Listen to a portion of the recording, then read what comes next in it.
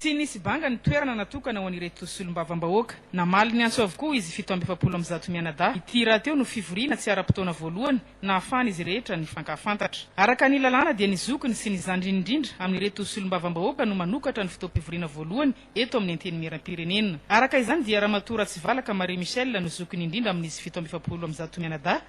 Andriamatoa Zafimatratra Christian kosa no zandriny indrindra. Tamin'ny alalan'ny fifandraisan-tanana no nitaomany ity zokiny indrindra ireto zandriny hahai heny ny feon'ny vahoaka sy hanaja azy ireo. Tsy tokony ho tazana eto izy ny fahasamihafana fa iray ihany ny tanjona dia ny hanasoan'i Madagasikara.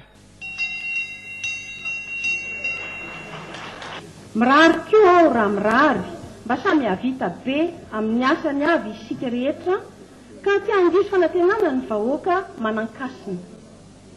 Miavosa ny fitokisana napetraky ny fokon'olona amintsika.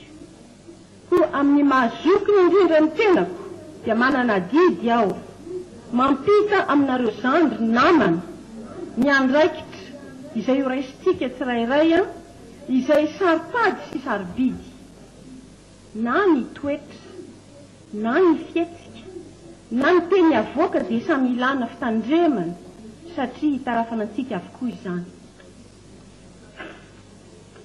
Ny fiarovana ny voninahitra ity androm-panjakana misy antsika ity koa dia mitaky ezaka sy famotorana lalina ary indrindra tsy lasa danja amin'izany amin'izay voambara izay ireo takin'ny vahoaka sy ny firenena amintsika.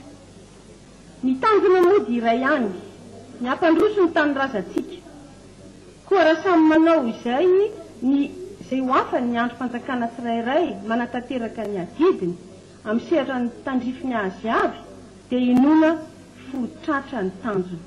Tazana nanotrona izao fotoan-dehibe voalohany ireo solombavam-bahoaka teto Tsimbazaza izao ny Prime Ministre lehibe ny gouvernemanta. Teto ihany koa ny filohan'ny filan-kevitra ambony ny tetezamita sy ny kongresy ny tetezamita izay mbola amperinasa tanteraka mandra-pijoro ny birao maharitra vaovao. Tazana teto koa ireo filohan'ny andrim-panjakana samihafa sy ireo avy ao amin'ny fiadidian'ny repoblika. Andrasana aorian'ity fivoriana ity ny fitsangana ny birao maharitra vaovao sy ny vaomiera. Araka ny voalaza ao amin'ny andininy fahavalo amby fitopolo ao amin'ny lalam-panorenana dia mifarana izao fivoriana izao rehefa tapitra ny lahadinika.